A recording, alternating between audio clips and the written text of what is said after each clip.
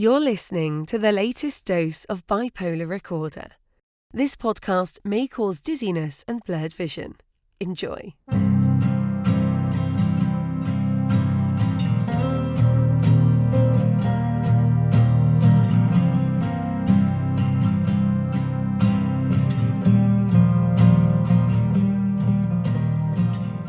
Welcome back to Bipolar Recorder. This is Hunter Keegan.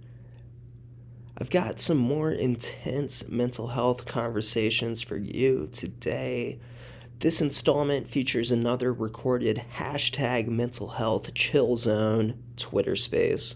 We had multiple returning guests and newcomers, and it sparked a very interesting conversation. In case you're not already up to speed, Twitter Spaces are public audio chat rooms where users discuss different topics. Of course, our topic is mental health. Be advised that this episode contains a lot of talk about trauma, suicide, child abuse, sexual abuse, involuntary hospitalization, and domestic violence. Obviously, this conversation gets pretty hardcore, but we discuss these complicated and sensitive topics and create a constructive dialogue around them that is supportive and safe. A quick side note, sometimes people on Twitter Spaces just call me Bipolar for short. That's because my username on there is Bipolar Recorder. Not everyone on Twitter Spaces knows me on a first-name basis as Hunter, so when you hear people say stuff like, "Hey, Bipolar, what do you think?" they're referring to me, not an existential crisis. We also call people by their Twitter handles if we don't know their first names, so for example, you may hear someone refer to Barbecue Dad or Lil Wolf. Those are not their actual names. As the recording begins, several regulars join the room and the conversation starts somewhat casually before we move into some serious discussion about the stigma and prejudice faced by mentally ill people, the failures of the healthcare system in the United States, and much more.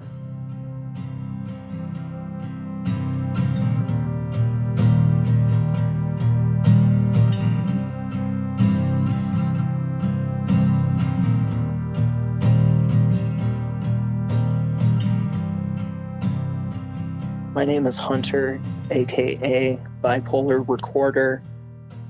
We'll see if we get anyone showing up tonight and hopefully have some good conversations.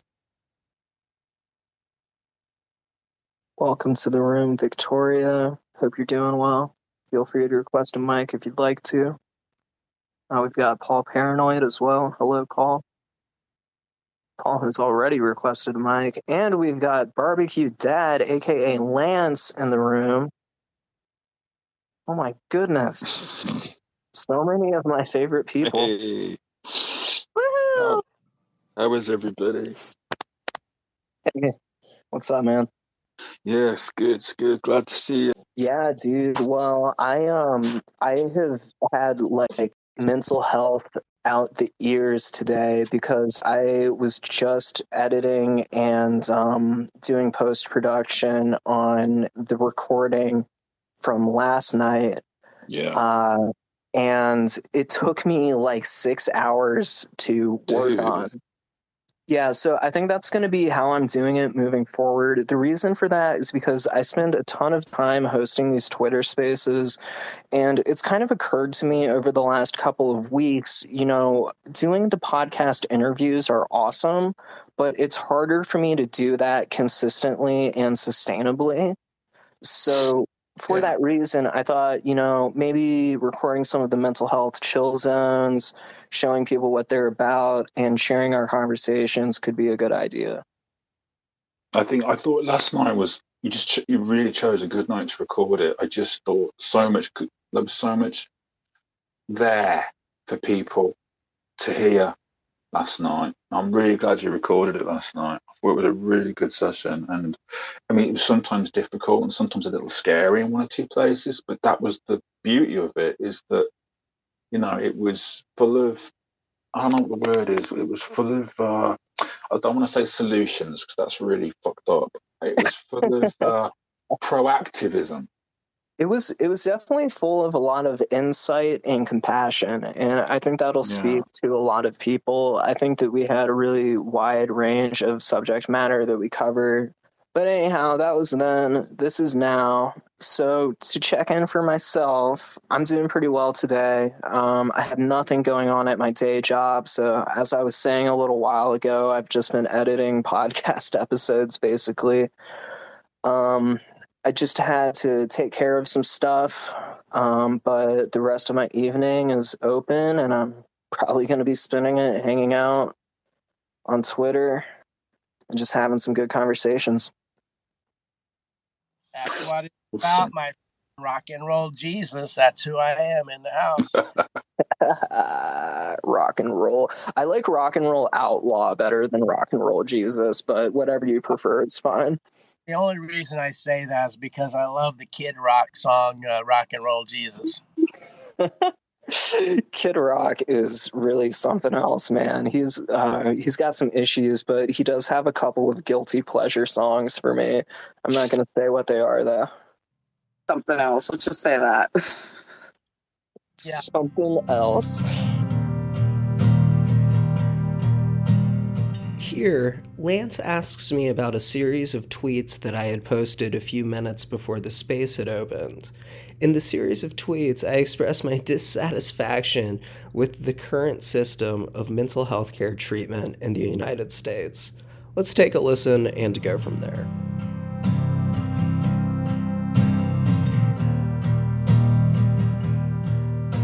Anyway, I saw your rant about let's take over and topsy-turvy and change the whole mental health model. Yeah, man. That rant came from a place of being somewhat serious. Let me see if I can read what I wrote for the rest of the room who may not have seen it. So I posted this about a half hour ago, and this is what it says. It is a rant, so bear with me. It reads as follows. I'm going to go out on a limb here and say that 95% of what modern medicine thinks about mental health is flat out wrong. You can't quantify an emotion or feeling. How many milligrams of lithium are in an hour of stability? I don't know. Probably none. Yet doctors throw heavy-duty mood stabilizers, antidepressants, and antipsychotics at us, even though they poorly understand how those drugs actually work. And the reality is that most of those medications don't work. One person's Prozac is another person's poison. The side effects are unpredictable. Yet any mention of alternative, cheaper, safer, and potentially far more effective interventions such as THC, psilocybin, MDMA, ketamine, etc., send most doctors running for the hills because they're so concerned about liability and sticking to their ways. Well, who's going to be liable next time I land in a psych ward after being denied access to emergency traditional treatment? What if I kill myself? Will my doctors be held responsible because they used incorrect interventions? End of rant. Fuck the system. Fuck what they think they know about us. Mentally ill people are treated as subhuman, and change needs to happen now. What do you all think? Damn straight. Hallelujah. That was fucking amazing. Yeah. Hell yeah. On. Barbecue 2024, running for U.S. Senate of Alaska. I think last time I was on here, we were all getting ready for our government positions. That's right. Yeah, I remember that. That was funny. We were workshopping some new campaign speeches to get people on our side. I think Victoria had the best speech. Mine was a little bit too militaristic, I think. It's a place for everything, man. I always black out when I talk, so it's a good thing you record these because I have no idea what I said. But I'm glad you I didn't record that one. I didn't record that one, so I don't know what was said exactly. But was that the one where I was all hyped up about, like, when I was just, sometimes I'm a little bit more mellow, and then sometimes I'm, like, really on one. It was probably one of those amped up rants. You were just very engaged. We had a good talk about narcissism, I think, Victoria. I think we did a bit on that. I wanted to, hey, sorry guys, I wanted to go to Frankly Bipolar for a second because he requested a mic and I think we keep cutting him off by accident. Frankly Bipolar, what is going on? Not much. Sounds like you've got an Ed over there. Dude, I've got a total agenda. We're dismantling the Western model of medicine and burning it to the ground. It is. I mean, it seems to be, from what I've gathered from people that I've talked to, that if you don't have the resources, it's difficult to get treatment. Even with resources, it's hard to get treatment.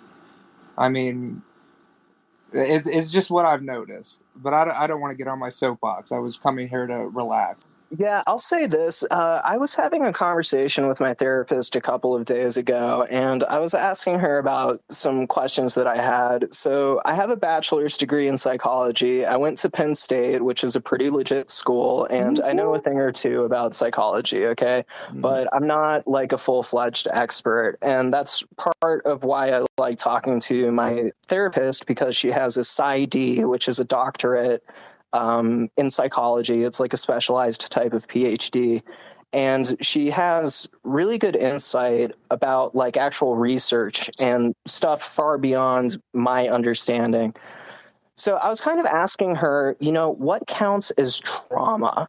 Because as I've been coming to learn working with this therapist, I actually have had some pretty fucking traumatic events that I had, kind of buried away, that I had chosen not to think about. I'm not going to get too into it because it's going to start triggering me.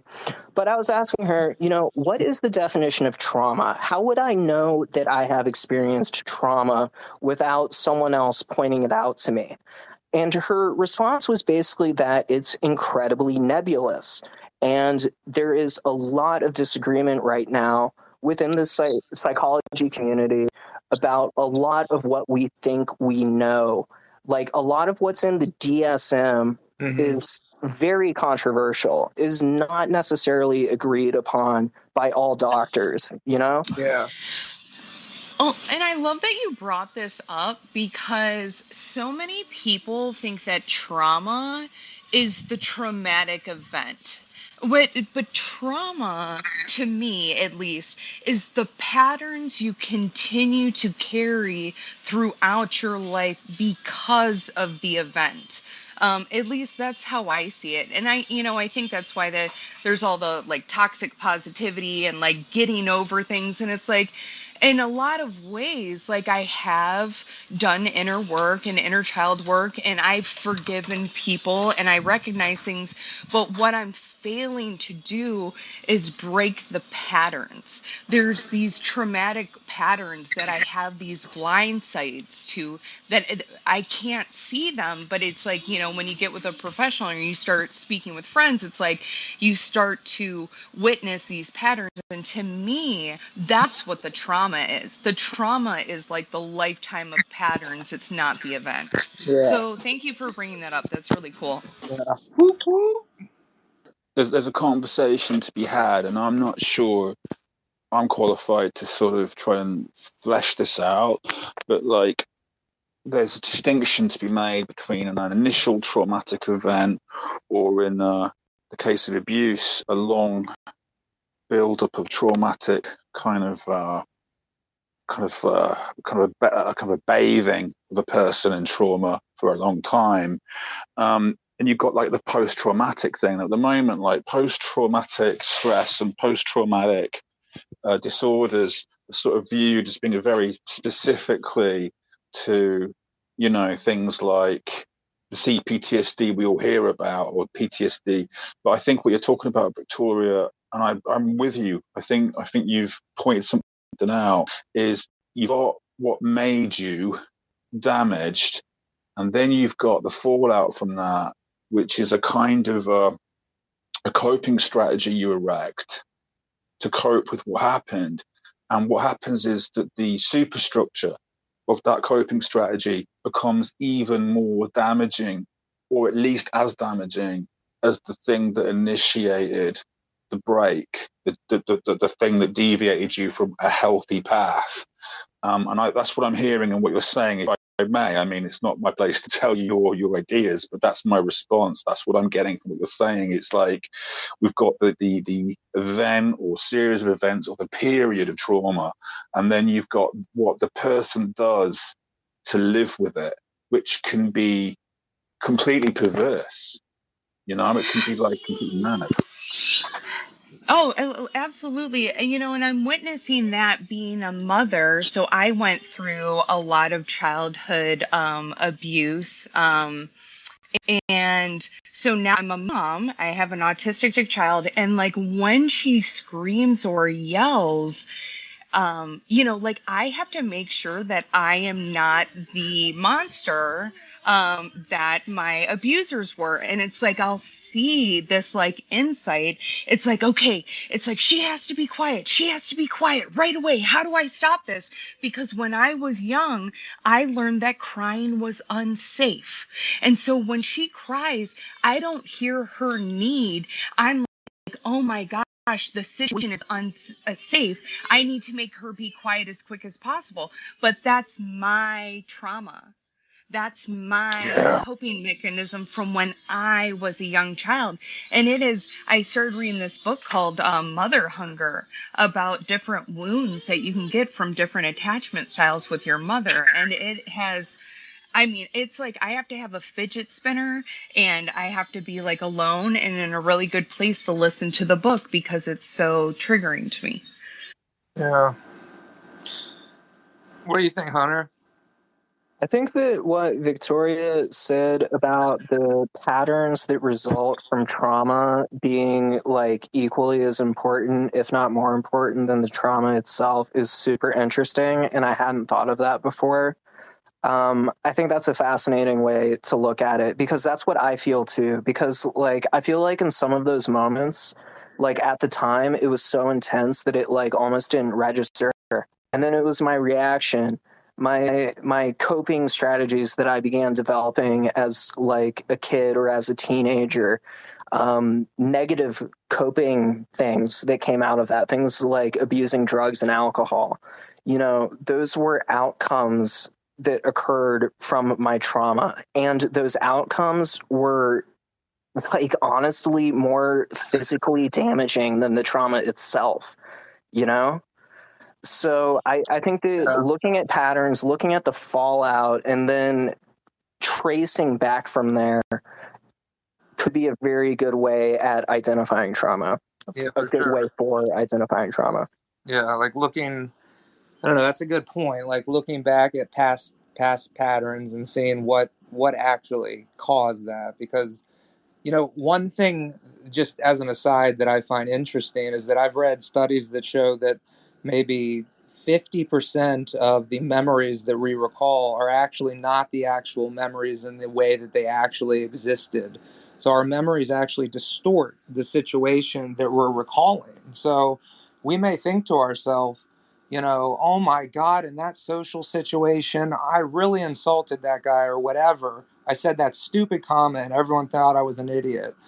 In reality, it probably wasn't that bad. Plus, we're all very egocentric. We think to ourselves, everyone cares about us, especially on Twitter and everything. Everyone's looking out for us and cares. But they do, and you have to handle yourself responsibly, and you have to be proud of yourself. But you're important, but you're not the most important thing to other people because everyone cares about themselves ultimately the most, which is just survival of the fittest. And I think that if you can get that in the back of your head, that people just, they care about you, but they don't care too much, you don't have to worry that much, at least for me personally. That's what I'm trying to do. And I, think when I talk to people, particularly professionals, it helps tremendously.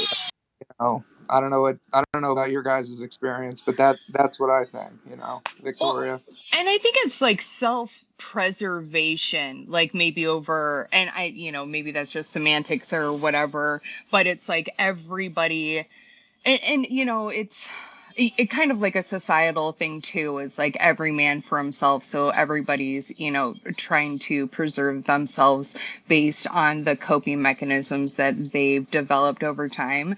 Bipolar, I just want to say, like, you triggered something in my gut. It was so weird. It was like my heart fell in my stomach, and then I almost started to cry a little bit when you said that your coping mechanisms had become more detrimental than the trauma. Because of what I went through, the intense addictions that I had, the like risky sexual behavior, the self-harm, like all of those things, like that was so much worse. That was like decades of pain I put myself through. And it was almost like I got to the point where I was like, you know, drugs aren't my problem, they're my solution. So I made sure I had every problem in the world and almost started like romanticizing like my trauma of like this, you know, poetic like drug use and this horrible life that I had and stuff like that.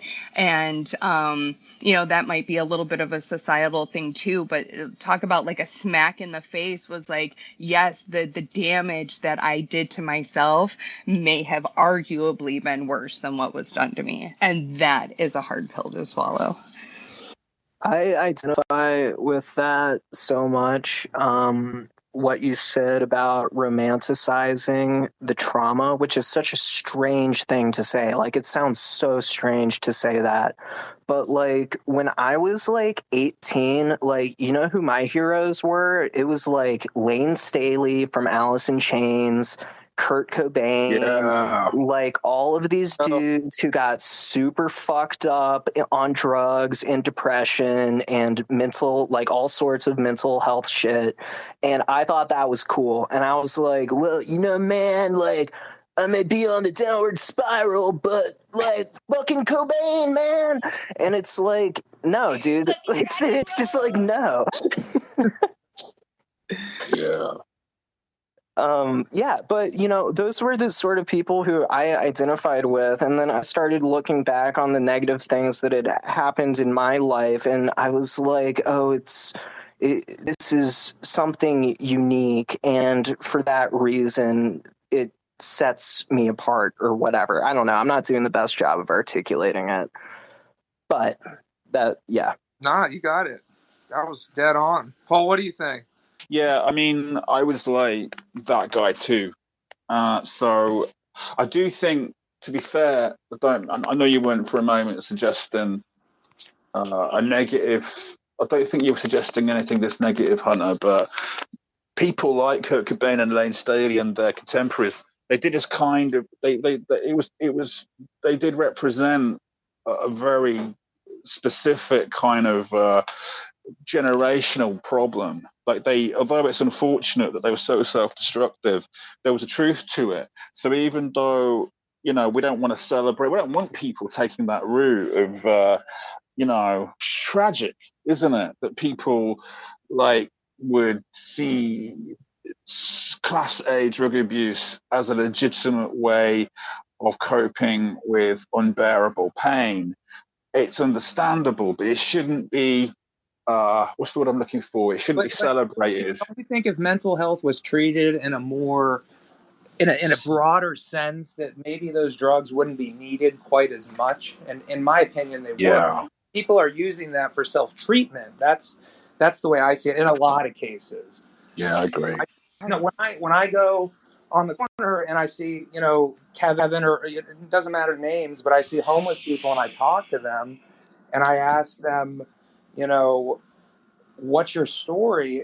A lot of them think that the government's following them and that, you know, it's clearly a mental health issue. It's not you know, he's probably using the drugs that he talks about to mask the issue at actual hand. And if the treatment was there in a broader way, I think we could treat this. But the resources aren't there. And we're not going to solve this on this call or anything, but it just bothers me. I see so much suffering.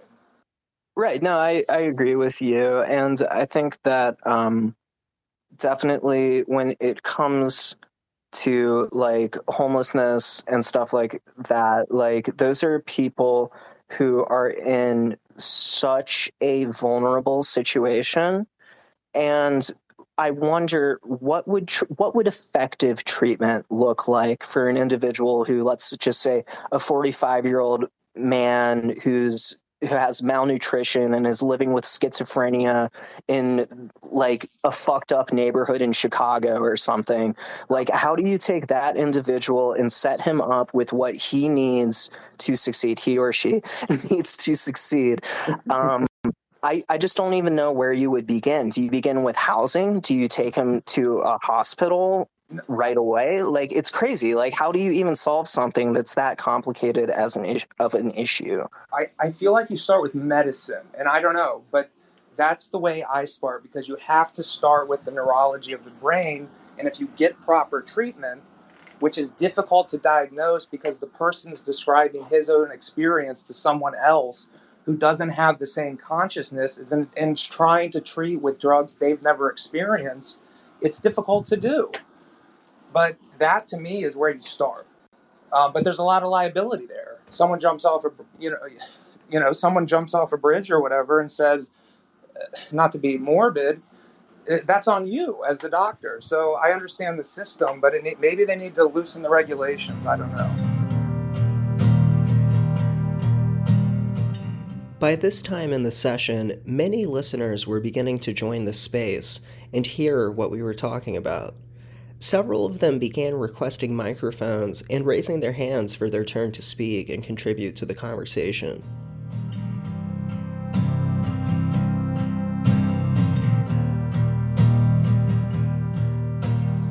It's an interesting point. We've got some hands going up, so let's check in with Victoria and with Luna. Just so everyone who's new coming in here realizes this is a recorded space. This will be used as part of the audio for the Bipolar Recorder podcast. So just be aware of that. But I did definitely want to check in with Victoria and with Luna. I'm really glad that you guys brought this up. It's actually like a space that I love to be a part of, especially when it comes to homelessness. And so PragerU just released a video too on different states that are starting to do different programs, because in California, they started the Housing First initiative where, okay, we just need to get these people houses. But when they would put them in the houses, none of the behavior changed. So they wouldn't sleep in the beds and they wouldn't make the food. And it was basically bringing the street into the house. And so, like, for me, what I did was I took a look at Phoenix and, like, who is the homeless? So the homeless are people that have aged out of the foster care system. It's a lot of veterans. It's a lot of people running from domestic abuse. So for me, my thought is, okay, what's the root? What is the root? And we can start classifying these. So what these different universities are doing is that they're building communities with housing that they have to pay rent for, like anywhere from like $100 or whatever, but they make their food. There's like classes for computers and stuff. And then it's like, so anyone who is in that, like schizophrenic and using, methamphetamines for 40 years, they can actually go to an actual clinic. But there are people that are homeless that are not beyond the point of retrieval. Like, there is so much hope. There's just no resources. And so for me, it's like, and bipolar, I've changed too. I was like big no meds, but I like to make it like very clear now that there are like chemical problems that have to be treated. But there's a root story to everyone. And I think that would be the first classification was, when did your trauma start? What are your traumatic cycles? And then give them care based on that. And so it's actually, I think there's 3 centers right now in the United States that are working like that. So there is some hope. Good to know. Good to know for sure. Thank you for that input. And let's go to Luna and then go to Lil Wolf. Hiya, yeah. Thanks for letting me speak. I just wanted to quickly make a point going back to I think the big elephant in the room is that there's not enough research being done on this. There's not enough research on the community, social aspect of mental health. We do not have the treatment for most of these conditions. That's the fact. Mm-hmm. You're saying, like, that's what I agree with. Because, like, you think about it, lithium didn't really even get, and I'm just going to speak from like a bipolar perspective because that's what I have, right? So it's like lithium didn't really even start becoming widespread until like the 1980s.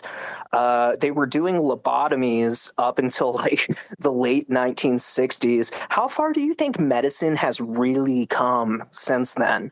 You think these fucking, like, these my psychiatrist is probably 75 or 80 years old. Like, he was around when lobotomies were still a thing. Like, it's crazy. And by the way, I love my current psychiatrist. I'm just kind of throwing him under the bus a little bit. But, like, seriously, man, think about it. It's scary. What the fuck are they putting in your brain? Why does stuff like lithium tend to mellow people out and prevent them from having manic spikes and depressive lows? You know, and the science doesn't know exactly how it works. They don't. Like, there's so much mystery around it. And that's what blows my mind about why, like, okay, so Big Pharma wants to develop a drug like Vraylar, which is like $1,500 a month, but we're not going to fucking look into like psilocybin or THC as being valid treatments for things like depression or hypomania. I was talking about this last night, and I'm so sorry, Lil Wolf. I'll get to you in a second. But, like, I was talking about this last night. I took fucking psilocybin 3 weeks ago during a hypomanic episode. It was not a responsible decision. No doctor would ever say to do that. But I was like, I'm just going to fucking see how this goes. And guess what? It went really well. I had some serious therapeutic breakthroughs during that trip. And I was so comfortable the whole time. I'm not advising anyone else try this. I'm just saying this is what worked for me personally. And it went well. I told my therapist about that, and she was like, "Are you out of your fucking mind?" And I was like, "Yeah, I guess I was. But the point is, I'm still alive, and it worked out well. I know no research currently would say that that was a prudent decision, but fucking whatever. I'm going to live my life and try to live it as best as I can." Okay, thank you for listening to that rant. Let's go to Lil Wolf, and then we'll get back to Luna. Hi, I actually came on here for a reason. I had something I needed to say to get out, and but y'all actually are touching on something that had been, you know, my biggest fear for most of my life, and I don't remember a lot of my life due to the trauma, and being homeless has been the biggest fear in my life. And I didn't know about mental illness or anything like that or anxiety until I finally, went to and ended up in the hospital in the psych unit because I was cutting and attempting suicide. And, I didn't even realize I was doing it at that time. I would black out and I would come to, and then I would have a cut, down my hand, my wrist. And my fear became even more due to that because I thought I was going to be one of those, I'm not trying to be mean, but be crazy and, out on the street. And that's still, right now, my fear, because what I tell people, I don't feel like I have a home right now. I feel like, I have a place to live, like a homeless shelter, but I have my place to myself. But it's not a home due to the fact that I don't have a safety zone. That's one thing that all of us, we need. We need that safety zone to be able to, not be triggered, repeatedly by family members to people who just walk in your house and start nagging or yelling at you, because we all have triggers like words or sounds, and it's just that's my fear. And I agree with a lot of what Luna said and what you said. My today I told my sister I was scared because um lithium and all that, I can't take it because of my stomach. I have my ulcer to deal with, and when I took it, it came up. I would spend like 2.5 weeks puking, and I'm not talking about just a little bit here, a little bit there. I'm talking about looking like Oh Faithful, that one Yeah, fountain. like debilitating, like really bad nausea. Yeah, and Yeah. so yeah, I understand, that, and I told my sister I don't want to go to the hospital for so many reasons. Here, Lil Wolf brings up a really interesting point that sparks a long discourse about inpatient hospitalization in different areas throughout the United States. If you're a neurotypical person who's never experienced inpatient hospitalization before, or if you're someone who lives with mental health issues who has never been inpatient, some of these stories may sound kind of shocking to you, and that's why we're sharing them. But to be clear, not all hospitals in the United States are bad, not all doctors are bad. There's a lot of really good, even life-saving work that can be done in psychiatric treatment centers. There's just a very long way to go in many respects, and that's the point that we're really getting at here. I hope you listen to these negative experiences and consider the implications on what it means to live as a person with serious mental illness. Your rights can be taken away from you. Your independence can be taken away from you. Your dignity can be taken away from you. And it's very, very scary. All right, enough of me talking. Let's get back to it.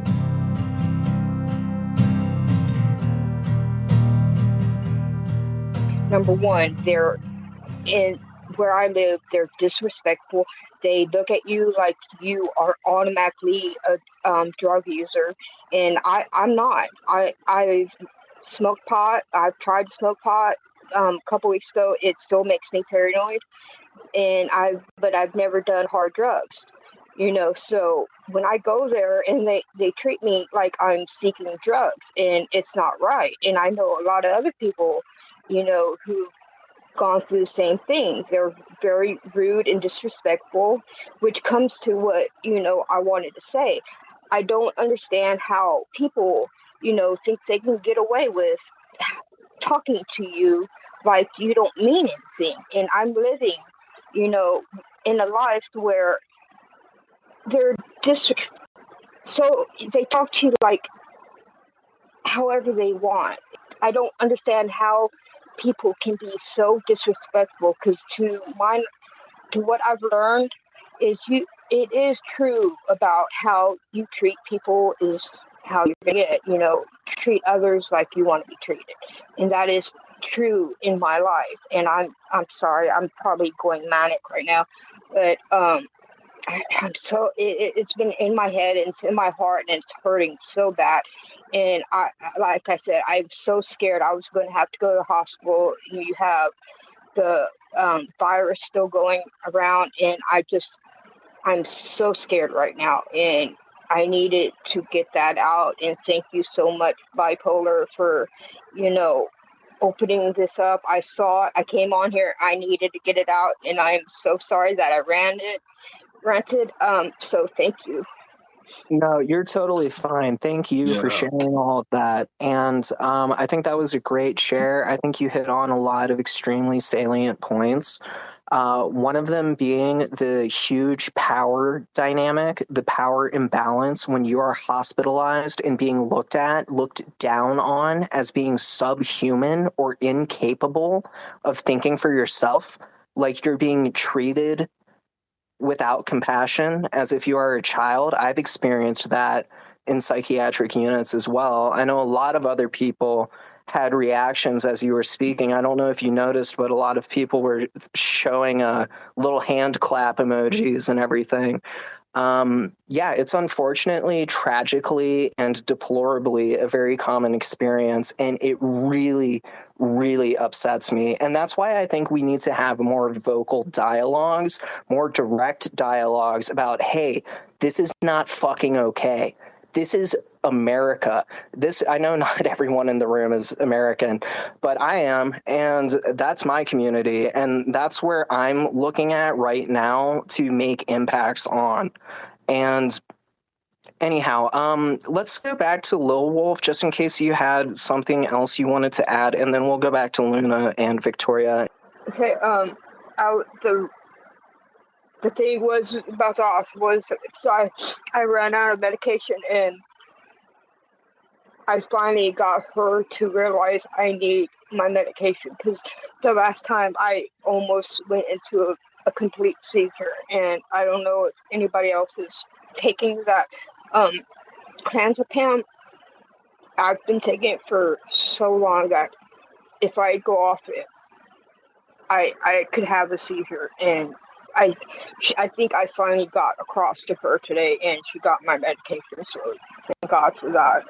So thank you. I'm really glad to hear that you were able to get your medication and that you're safe right now.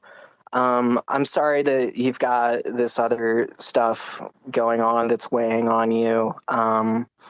I know that's not easy, but thank you for joining us tonight, and thank you for sharing. I want to move to Victoria and Luna. Let's go ahead and check in with them. And Lil Wolf, you're always welcome to throw another hand up and chime back in if you'd like to, okay? All right, Victoria, what is up? So I just want to be courteous. I think Luna's hand was actually up first. Oh, really? Okay, sorry. Luna, what's up with you? Oh, thanks, Victoria. So I just wanted to touch back after Bipolar responded. I definitely agree with you with, I haven't tried psychedelics. I'm thinking of trying it, but I think a lot of things to do with mental health, it takes the kind of privilege to have your own space to kind of make deep realizations within yourself that certain things you are strong enough to deal with.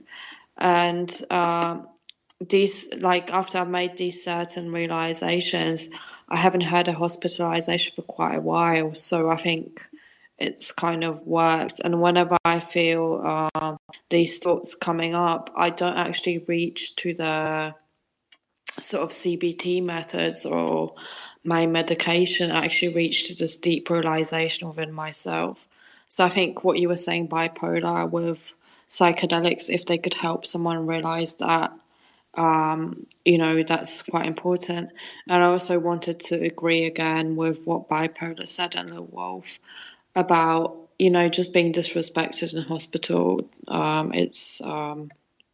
It's a power imbalance. And I think I can see the point that, you're a danger to yourself and others, so you need to be locked up. Who the fuck knows that, though? Sorry to interject. How the fuck can you determine what someone is going to do in the future? That's fucking Minority Report shit, okay? You can't fucking determine that. There's nothing that links mental illness to violence. That is a misconception. It's a myth. It's a stereotype. Okay, there's been a shitload of research done about it. I just wanted to throw that out there, and I'm so sorry. Please continue. No, you're absolutely right, but that's the excuse they use. That that's why they have to restrain you. That's why, and being a kind of more person that causes trouble when I'm crazy. I've kind of learned to accept that, but I just don't see how they can justify it within themselves. How me being locked up and treated like shit is going to help me. Like, how do they think they're helping me? Like, they must know that that they're getting a pleasure out of like disrespecting me, and that's why they're doing it. And they're not doing it because they think they're helping me, you know? Right. Yeah. That's definitely intense. I don't know. Isn't it interesting that in healthcare, you would think that the people getting into that field are getting into it because they're compassionate and they want to help and they want to heal.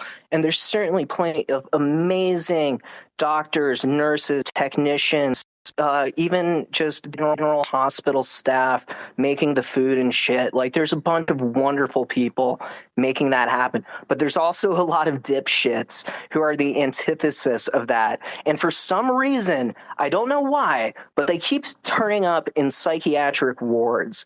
I don't know. Maybe that's something we should also look into. Okay, Victoria, go ahead.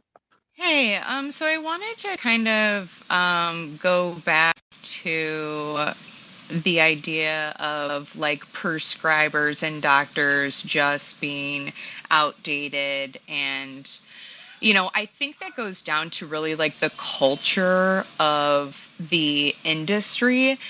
We need more people that are mentally ill to rise to the occasion, to become psychologists, to become psychiatrists, to get in the door and be like, hey, I know that you have an 8-year degree in an Apple Watch, but let me tell you what it's really like and what's going to help.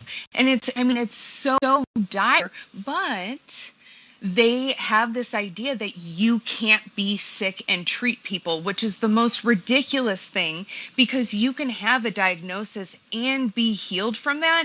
And that is so much more valuable than anything you're going to learn in a textbook. And you can always tell when people are being insincere. I can't tell you how many times I've gone into a counselor and they told me that I didn't really have any problems, or, just talked down at me or looked at me like I was ridiculous. But I think that we need to keep this in mind. And I just want to say, what I'm about to say might be triggering, but we have a lot of people too that are drawn to positions like politics, being school teachers, being doctors, that are sociopaths, that are pedophiles. They are people that are looking for power positions to be in touch with as many people as they can. It's considered elitism in careers. And it doesn't mean that you have a ton of money. It just means that you're in a position of authority. So we have these psychotic people that are actually like getting off psychologically. They get their adrenaline rush from having this control, like over massive amount of people. And so bipolar, I didn't know that you had your degree in psychology. Like, please, like, let me be like your cheerleader, and say, hey, like, this is awesome. Like, run with everything. Like, do everything that you can. Like, take the torch. Thank you so much. I think what you said is like so fucking on point, and I loved the 8-year degree and an Apple Watch comment. That made me laugh so hard. I wrote that down actually because I'm gonna have to use that again later. Very, very, very funny. Yeah, it's like a total shit show, and you're completely right. People get attracted to that power and authority, and that it's critical, life-altering decisions over others, and those are the last people who you would ever want anywhere near you in a hospital, right? But so many of us, unfortunately, have been, and it's not okay. Okay. Lil Wolf, what's up with you? I agree with what she said. It actually makes so much more sense when you talk about it, than being sociopaths, because it does make so much sense. Because I mean, they're putting themselves where they can make themselves feel better by making us feel worse. And here, when you go to a psychiatrist, you're lucky if you get 5 minutes with them. And it's my first one, I was lucky to even get 3. because she was constantly just, she was so disrespectful. I said something about autism. She's like, oh, you don't have autism. You like hanging out with people. I was like, excuse me, I'm a shut-in. Yeah. And like, are autistic people not allowed to have friends and socialize? Like, that's just so disrespectful. So what kind of like psychiatrist was it? How did you get introduced? Through inmate Jamar, he was working with inmates at the time, and it was a constant. I thought maybe if I saw her at her own office when I got my insurance, that it would be more time with her, and she just got more disrespectful. And Yeah, she would be the sociopath, that talking about. Her attitude, it's like, if you don't like your job, go find another job. It's not right for you to make us feel bad for, because there is a chance that I have autism. There's actually a big chance that I'm going into adult autism. So, for her to say that after knowing, her being, she should have known that I was a shut-in, that I don't actually have friends. I've been a shut-in for over probably 2 decades now. So that was disrespectful to her. yeah. For her to say that. And I was, the last time I was hospitalized, even they were trying to push people out. And I saw a couple people who were not ready. She even said in, a back corner that she was going to commit suicide. And they still pushed her out. And I pray to God that she did not, end up hurting herself, because they were, I want to say something, and just as a heads up, this is going to be triggering and involving just some real talk about violence and sexual violence. So here's the thing. These things do not end with just being disrespectful. They also end in outcomes with patients being abused. Yeah. Like physically and sexually abused. Like, it's not just a matter of like, oh, this person made me feel bad and I felt disrespected, even though you should never feel that way. I'm not saying it's okay that you were disrespected, but it is really that serious of an issue. Yeah, yes, I agree. But the flip side is I've never had a negative experience. In my experience, it's always been positive. Like on this call, I'm like the pro medicine guy. Like, maybe I'm the outcast. You're not. No. I'm not telling anyone to not take their medicine. I take medication. I just think there's all sorts of issues with the healthcare system in this country and with the medical model that is applied to psychological disorders. Well, the model comes back to the money, and the monies are going to the corporations, and that's the problem. Yeah, I would agree with that. It's also about masking and not treatment. And so we are subduing people. We are not treating the root trauma because that's not cost effective. And people can just go back to work and carry on their lives when it's thrown on. And to be honest, like, I think that that's part of the rise of autism. I think it was really interesting that that was brought up because my daughter is autistic. And I think that there is an entire generation of people that are probably autistic that aren't showing it as severe as our children, because this is the next generation. And there was just a complete group of people that were missed in diagnosis that didn't have it as severe. And then we start masking. I don't know if people are familiar with the mask, but then, you put on that mask and what behaviors are you projecting? The ones of your abusers. So that, and this is where a lot of these, disorders are coming from and stuff. And so I think that that is actually, and I wanted to get tested for autism as well. With my daughter being autistic, I'm like, it had to come from somewhere. So, and me having like identity issues, I'm like, okay, well, people that are autistic usually, lack a sense of self. Sometimes I don't want to put a blanket statement, but it's like, okay, so do I have borderline personality disorder, or am I autistic, and the masks that I wear are of those of the traumatic events that I had, of the abusers I was raised by. So it's interesting that I was brought up. I appreciate you for that, Little Wolf. And sorry to skip the lines.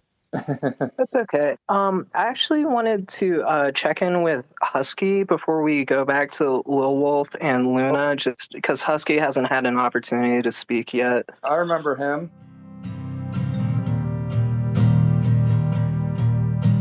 Husky is a person living with mental health issues who occasionally joins the hashtag mental health chill zone spaces. He had joined the room, and we tried to check in with him, but unfortunately he was away from his mic at the time. Don't worry, we'll certainly be hearing from him later. Lil Wolf actually adds that Husky had reached out to her earlier that day because he knew that she may have been having some struggles. It's that kind of community support that is so awesome and that makes me continue doing these types of projects. I just absolutely love it, and I wanted to point that out.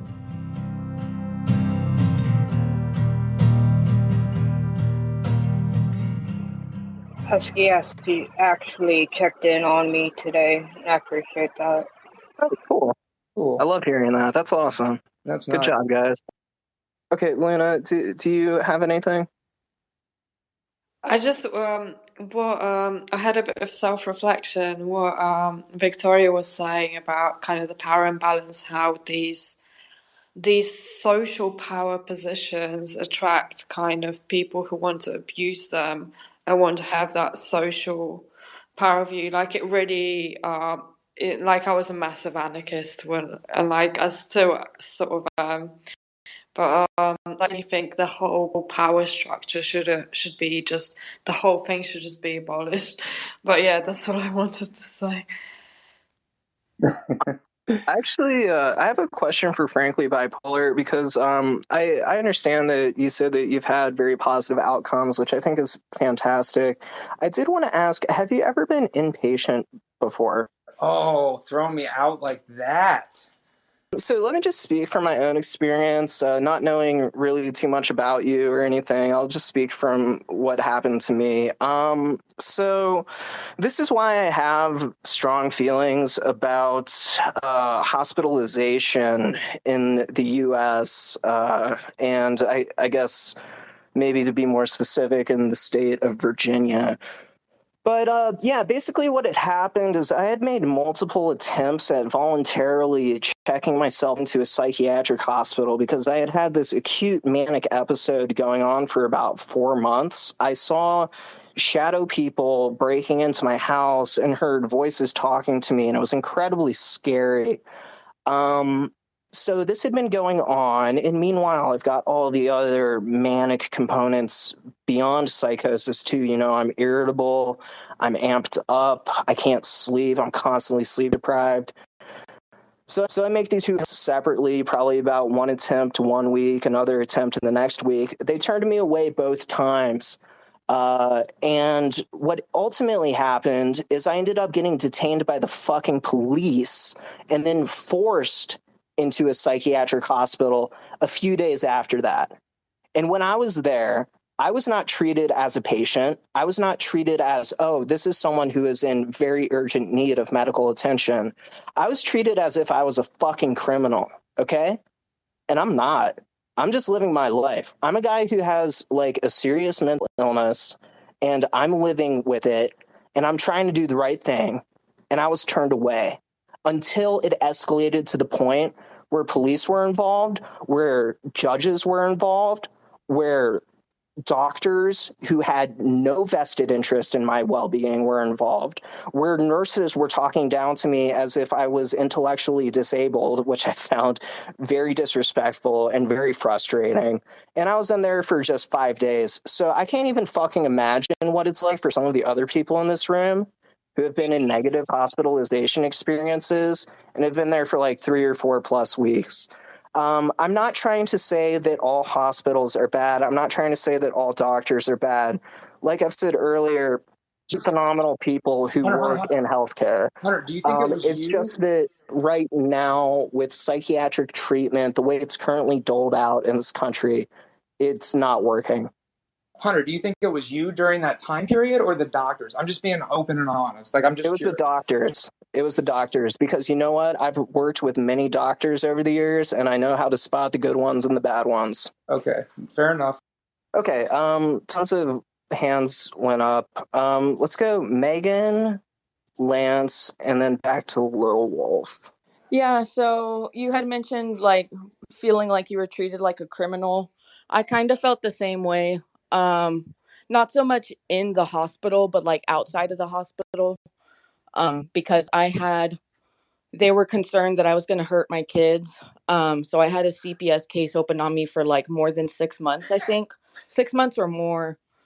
And like, I understand why it was in place, but it didn't help me. It didn't help us. It didn't help the family, you know? It was just a really horrible time. Just a really horrible time. But it did keep me on my medication because I was like, I don't want to be on these medications because it makes me feel sick. Like, I don't like the side effects or anything. But I stayed on it for my kids because I wanted the CPS case off me. Because they threatened to take your family. Exactly. Yeah. Right. Fuck that. Exactly. How is that okay? Yeah. I was just going to say, I am so genuinely fucking pissed off right now. I am so glad that we're able to have these conversations like this, so we know that, no, we're not the only person in the world who has been through this sort of thing. There's all sorts of crazy shit. There's all sorts of flaws in the system, in our culture, in our society that are leading to these problems. Okay, Lance, I'm going to take a breath here and just try to take things down a notch, and we'll see what Lance has to say. I don't like to be treated like a criminal. And in 2008, I was on a severe unmedicated manic episode with psychosis. I was running for senator of Alaska. I quit my job to do that. And my family was not sure what the hell was going on. And one morning, a knock on the door at 8 o'clock in the morning, before I went to work, there were 4 burly, tall, big police officers. And they came in, or they didn't come in, but I literally thought in my psychosis that they were there to escort me to the courthouse as a senator, like bodyguards.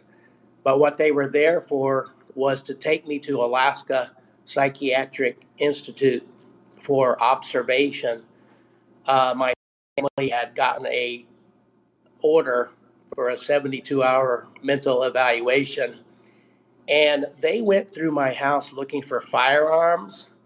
I thought that was very intrusive. They went in the basement looking for firearms because my wife had told them that I had an arsenal and was a terrorist and all this other shit. We were going through a divorce, so she was shitting on me and had filed that order.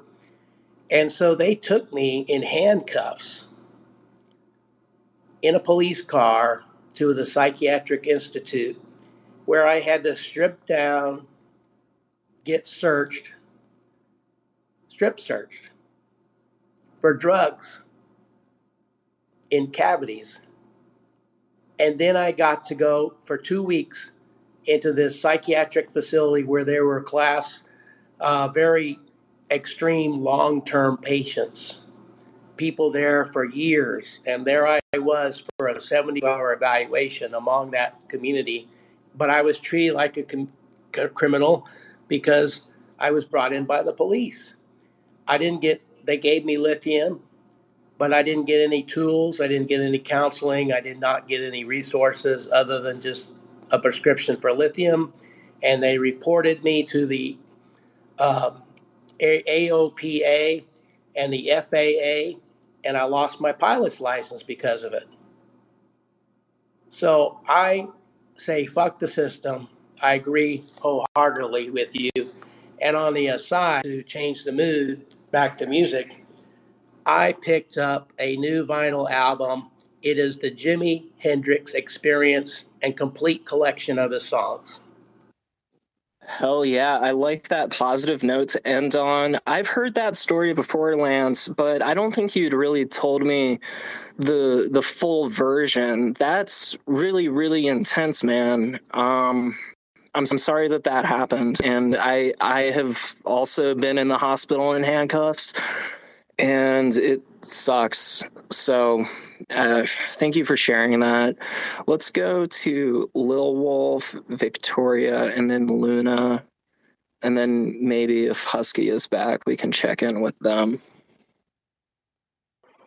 Okay, for the that just speaking, that is such a scary thing, and it's so scary that, you know, words like, you know, terrorists and stuff like that can be so easily thrown at us to what, you know, like the system here where I live, you know, they're easily to listen to something like that, and it's so not fair because I'm not a violent person. I can't even, you know, as much as I want to throw something, I can't.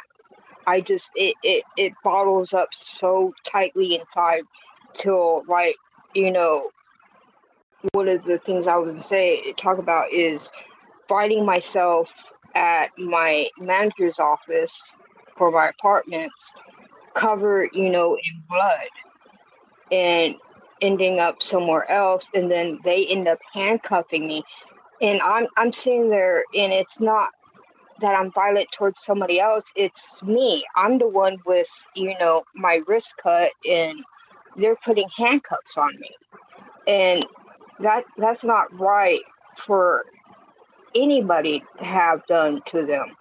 And I've had it. It's for officers' safety. It's for the officers' safety because you're too dangerous. You're too dangerous. You can't be trusted. It's for the officers' safety. So just go to the hospital now. Yeah. But on the situation with the mask and being autistic, you know, I think there's a big chance I am, but I grew up, you know, not. You grow up doing something, you I'm 45 years old, so, you know, I've done it so long because I grew up in a drug house, and, you know, when you do that, you go outside, you put this mask on you to show everybody you're okay, everything's okay, you know, nothing's happening at home, you know, even though I was being belittled, bullied, and at times having my head slammed repeatedly against the door. So, you know, that was my situation where I had to, you know, act like everything was okay. So now, you know, even when I'm furious at my sister, I put a smile. Once I walk out to my door, I put a smile on my face, and then, haha, you know, you know, to the point I get hyperactive, and, you know, they get pissed off because I'm so hyper that it's driving them crazy. And I understand it, that I get upset with myself, but, you know, with the other thing about autism is you do have this, I think we are drawn to each other, you know, like my cousin's daughter, the one person she would automatically hug, and what she would do is she would place her head on my stomach, and that's her version of a hug, because she's mild to high autism, and that was how she hugged, and she always came to me. And a lot of people, you know, who have autism, it's something, it just, we come to each other. It's like a magnet. We're automatically, I can't think of the word, drawn to each other. it's weird, but it does. I think it does happen. And are you here now? Husky's here. Yay! Husky, what's up? We've been waiting to hear from you. And Lil Wolf, thank you, of course, for sharing that with us, for sure. Husky, what's going on? I'm doing great so far. Doing good, positive vibes and everything. Been eating healthy. Not thinking about like I said, I'm not thinking about suicide no more because I'm about to be 3 years clean until next year. Because my past is past. I cannot let that stop me. I gotta proceed my future on what I'm gonna do. It's not like it's the end of the world because I regret being suicidal because I realized I had a life to live for because you got other things to do, unfinished business and all that. You know what I'm saying? Like we all know that we all suffer mental health, and we definitely know that every single people deserves better. Like on this group, like you have bipolar, you deserve better as well. Everyone around here deserves better. And we already know that it's not about hate. It's about love and respect. And, we all deserve love and respect.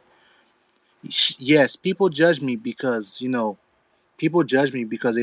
me to stay away from them. I was like, but at least I love who I am. Because, they think I'm weird because of my mental health and anxiety. But look, it's okay to be weird. But look, I'm not weird. I just have anxiety because, I get anxious fast. But I'm human. We are always human of what we want to do. Just don't judge us about our appearance. We just want to become who we are. I love that, dude. That was Can I say something awesome. real fast? Yeah. Can I say something? Okay, see, I told y'all, how he checked up on me.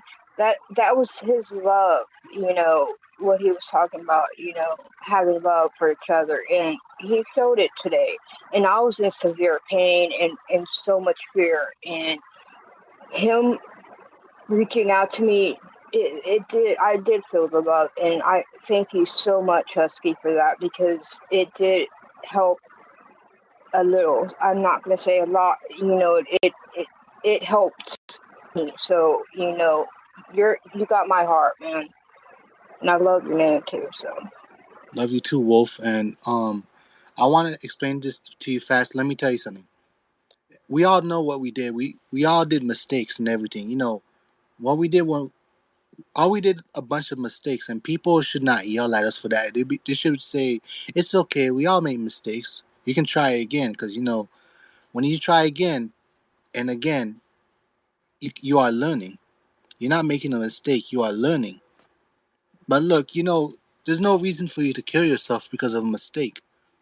You can, it's about lesson learned, okay? It's better than, well, mistakes always happen. And, we have no right to like in our lives. We have rights to make mistakes, and we can learn our mistakes, and we can forget about the past. Yeah, I think that definitely life is a series of learning experiences until we die, man. And I love what you had to say about not being judged by your appearance or by what you're wearing or whatever. Everyone needs to keep an open mind about everything. I always try to be open-minded with whoever I come in contact with. But it's not always easy, right? It's like one of those things that you have to work on. I meant like, when I went to McDonald's last year, someone told me to get away from them because of my mental health. But you know what happened? She's like, get away from me. I don't want your disease around me. I said, hey, I'm not diseased. I have mental health. You don't respect that. You need to get away from me too. Yeah. But this, I don't really care because that lady, I don't really care about her no more. All I care about is myself. All I care about is getting love and support from space. And bipolar, I know you have bipolar, but this, your life changed. Your life changed in a good way. Not, I mean, back in the day you have like bad problems. This, we all know that you deserve better. Okay. I think that my journey with bipolar has, been really complicated, and it continues to be complicated, but I think it's genuinely made me a much stronger person, a better person through doing therapy and working on myself more, through taking more personal responsibility. We can't always control if other people are going to be idiots, but we can try to change that through conversations, through open dialogue. Love it. Okay, so sorry, Luna or Victoria, I can't remember who was going first, but let me just say we're coming up on 8 p.m. Eastern time, so let's just kind of go around. I wanted to check in with Luna and Victoria and Wolf, and then Debbie has a mic request, so let me approve her. Victoria. Okay. So like so many profound things have been said for me to now be speaking. It's like a collection of things. But Megan, first I just wanted to say that my heart is out to you. CPS does not protect children. The amount of neglect from that system, it is so disturbing. There have been multiple studies, the negligence, the fear mongering. I mean, it's reported that the victims, and I don't want to get too much into my own experience, but it was because I had mental health issues, was like, well, what did you do? And it was like, whoa, wait. Like, I came to you for help. I called you for help. And now because I have mental health issues, like, it's the most disturbing experience to run to someone and be like, please help, something is happening with my child, and to have them be like, oh, well, you're mentally ill, so it's probably you. And so it was just really disheartening. And so I feel you on that. It's a nightmare. They're and like, what are they going to do? They're going to take your kids and put them in the foster system. The foster system is another nightmare. That's the worst. I can't think of a deeper hell for a child than going into the foster system. I mean, talk about a crime against humanity. That, and instead of help the parents, instead of giving people proper care, they would rather push them into a system where people just collect money, and it's terrible. So not to get too heated about that, and I know you're wrapping up bipolar, but Little Wolf, I just wanted to tell you how much I appreciate everything you say when you mention the part about your head being slammed up against the wall. And so CPS doesn't help kids, and the police don't believe children. So how many of us are growing up and have TBI? How many of us have traumatic brain injuries from abuse that people wouldn't step in and help? And it's like another part of like abuse that goes completely undiagnosed because the system won't listen to children. They say that children are lying. Oh, you can't trust a child. I would trust a child over an adult any day when it came to an abuse allegation or something to do with drugs or mental health or anything like that. And so that just like really touched my heart because it was the same thing as me being like a little kid. Like I remember my dad grabbing me by my shirt and like slamming me up against the wall. And it's like, families, they do this projection, to like protect the family so people don't know what's going on. But it's like, there's like, not only is there like psychological abuse, but there literally can be like traumatic brain injury that's occurring and causing issues. And, you're just so fragile when you're little. Ooh, I'm getting emotional. Anyways, thank you so much, Bipolar. This was like an amazing room. I loved being here today. Yeah, thanks for being here. All right, let's check in with Luna, and then I guess Paul, and then we can close out with Lil Wolf. Oh, and I'm so sorry. Debbie had a hand up too. So let's go Luna, Paul, Lil Wolf, Debbie, and then we'll close it out. Thanks, Bipolar. I'm really finding the space very helpful. And as I've mentioned before, just to touch on what Barbecue Dad said, like a lot of these situations, because it's such a severely stigmatized health problem that basically, I mean, in the recovery model, you're told you can do more, you can do more, you can overcome it. But really, it's a disability that you need constant kind of support with. And because it's stigmatized, people use it then to socially isolate you. And like with the example of Barbecue's wife, they use it to get back at you, and then people use it to abuse you in hospital. People use it to abuse their positions of power. And I think like the more we kind of work out, research is done about good kind of campaigns to effective ways to fight stigma, because, you know, there's many ways to kind of try to tackle stigma which don't work. So about kind of effective ways of showing people we are part of society and we are still full human beings, and with the right support we can do everything. You know, I have very similar symptoms to you, bipolar, and, you know, like I found a lot of deep realizations within myself have helped fight off many psychotic kind of manic episodes. And yeah, I think if we manage to kind of get this social aspect kind of a little bit under control and get the right support, we can see a brighter future for people suffering with mental health conditions. So that's my point.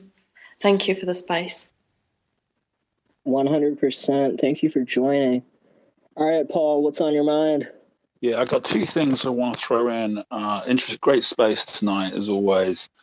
One is, I think we're talking about tonight, for me, one thing that I thought that's come to mind is I personally think there's a great big gap with kind of like hospitalization of people that like need, because they're really sick, like delusional, and maybe could be potentially harmful to themselves, is at the very top.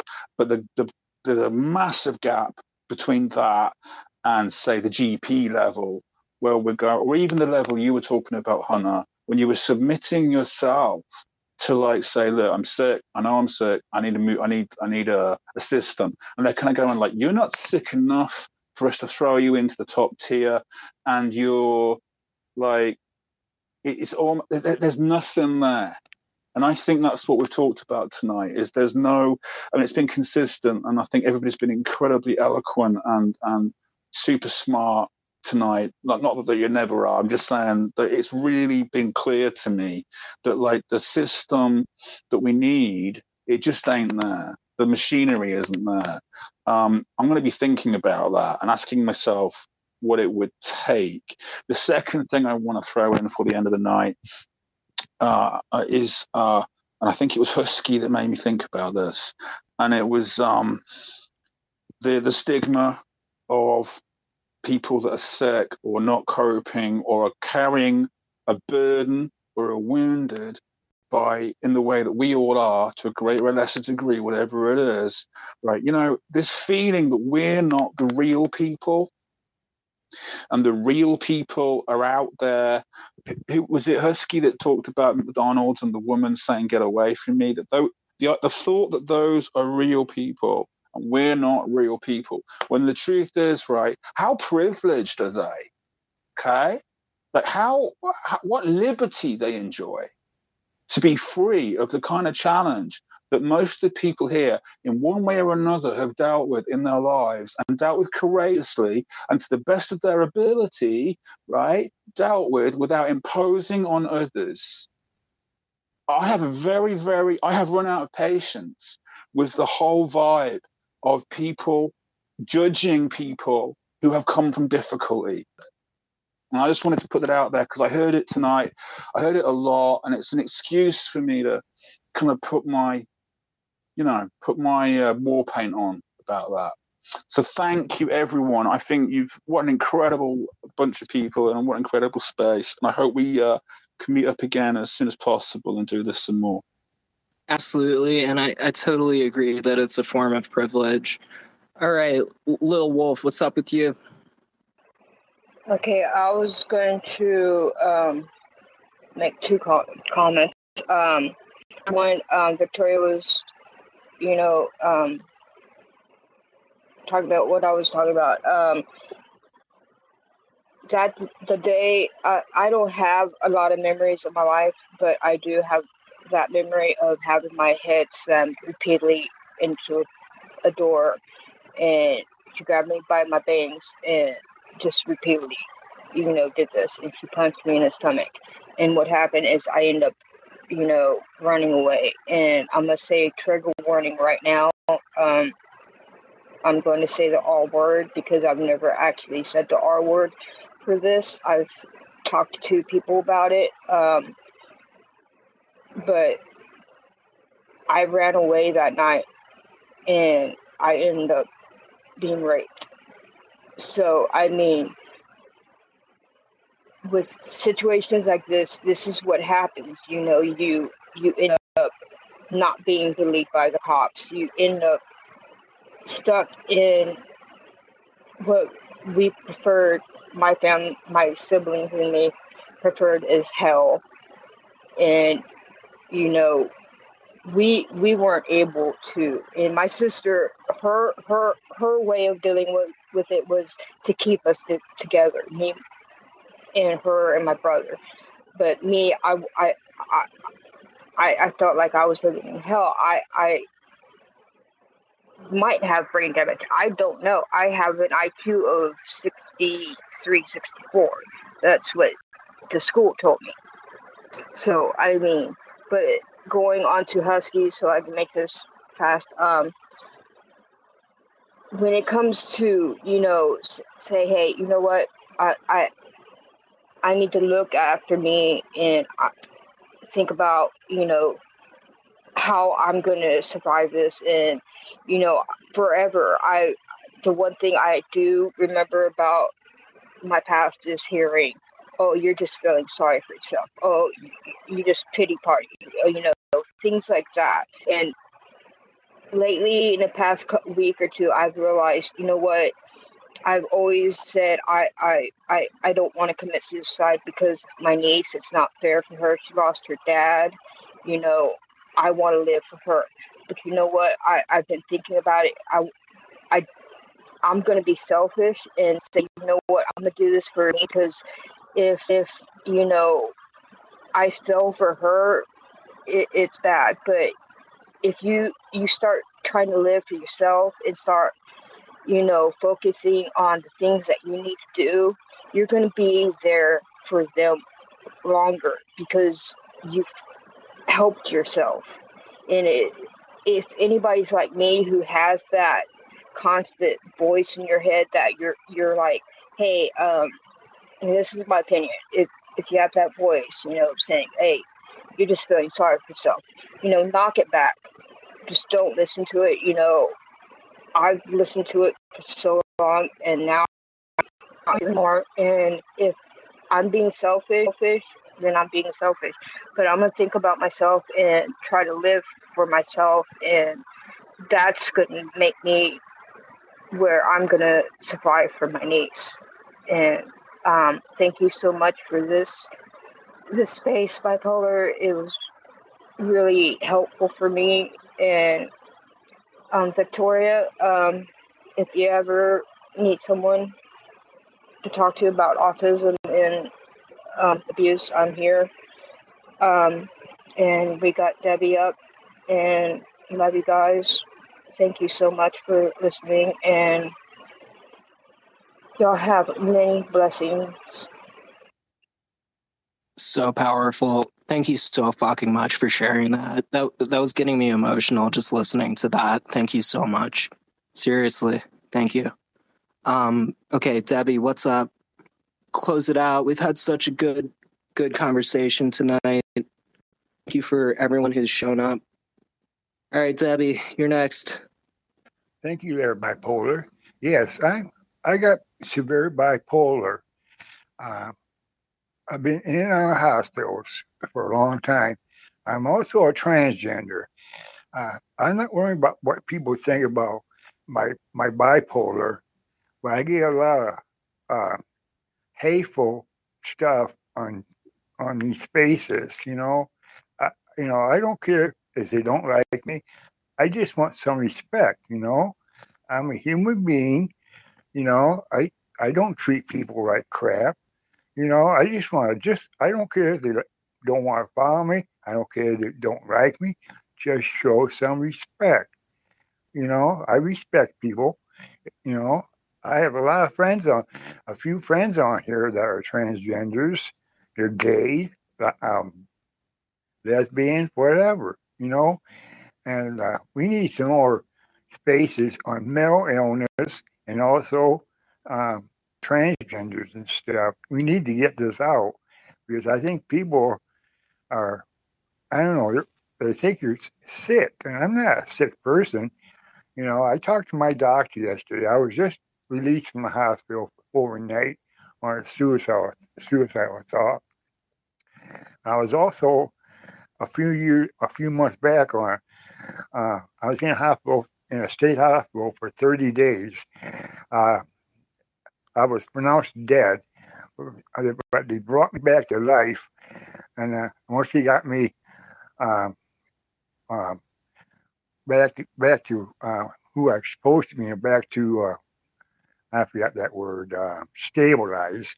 They transferred me in handcuffs on a gurney with a state police car behind the ambulance, and they took me up to Kalamazoo State Hospital.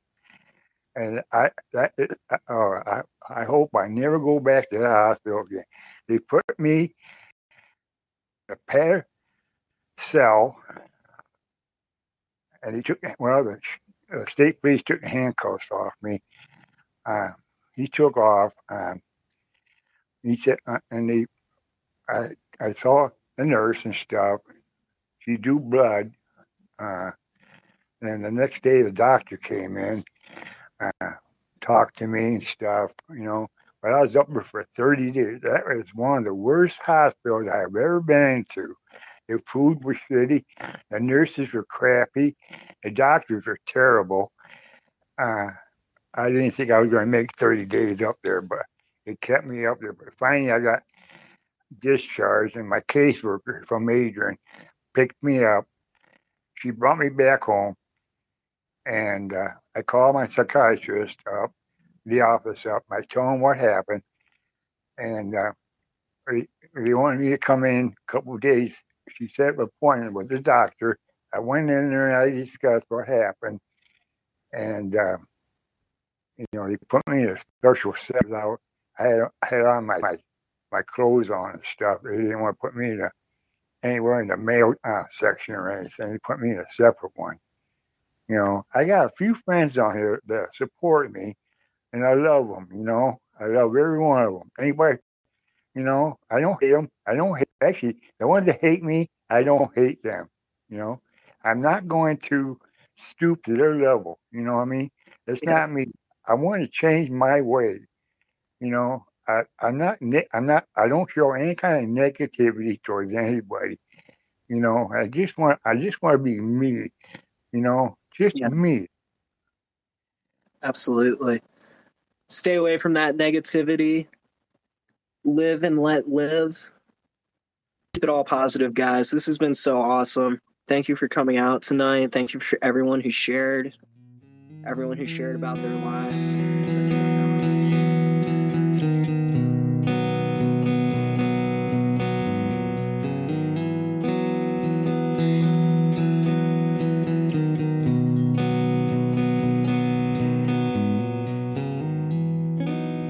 Wow, that was a wild one, right? I feel like we covered so much ground in that episode, and I would like to thank every single person who joined in on that conversation with us and contributed or even just listened and learned about people's different stories and perspectives and pieces of wisdom. My name is Hunter Keegan. I'm the host of Bipolar Recorder and the hashtag Mental Health Chill Zone Twitter Spaces. You are always welcome to join our Twitter Spaces and follow us on Twitter at Bipolar Recorder. I am also on Twitter at HH Keegan.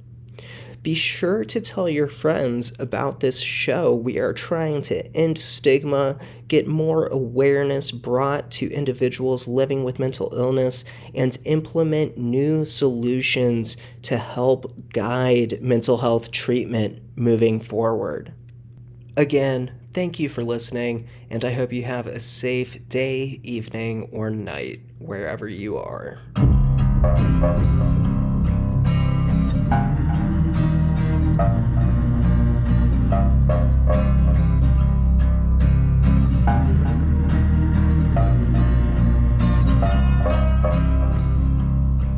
Bipolar Recorder is a listener-supported show. To help keep the show running, consider checking out our Patreon page or visiting bipolarrecorder.com. Unless otherwise stated, the hosts and guests on Bipolar Recorder are not licensed mental health professionals. Bipolar Recorder is not a substitute for therapy or professional medical intervention. If you are having a mental health crisis, please contact your local emergency services.